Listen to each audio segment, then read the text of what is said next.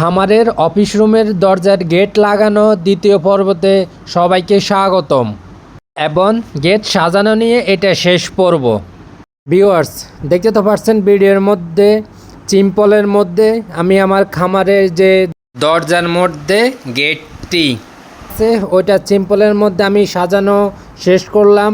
আলহামদুলিল্লাহ আর মাত্র কিছু কাজ বাকি আছে।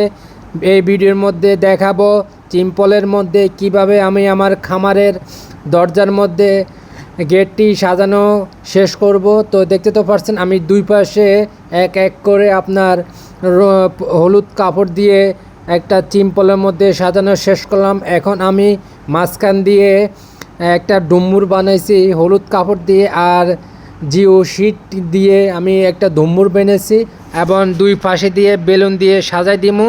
তো দেখতে তো পাচ্ছেন আমি ডুম্বুর সাজানো শেষ করলাম। এই যে আমি এখন একটা ডুম্বুর বানাইছি, এখন এটার মধ্যে আমি পিন দিয়ে সুন্দর করে নিখুঁতভাবে বানাই দিচ্ছি। এবং আমি যে দেখতে তো পাচ্ছেন আমি হাত দিয়ে দিয়েছি, মাশাল্লাহ কত সুন্দর লাগছে।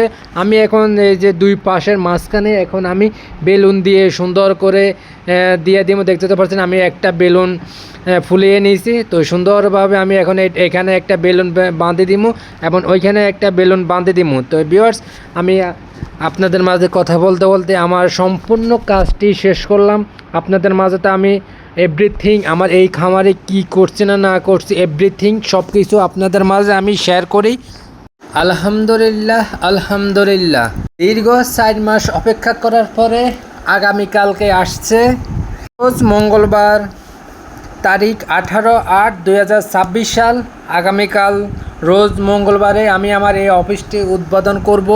আলহামদুলিল্লাহ সবাই দাওয়াত রইল, ইনশাল্লাহ সবাই আসবেন।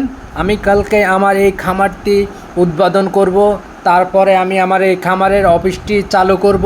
24টা ঘন্টা আমার এই খামারের অফিসটা খোলা থাকবে।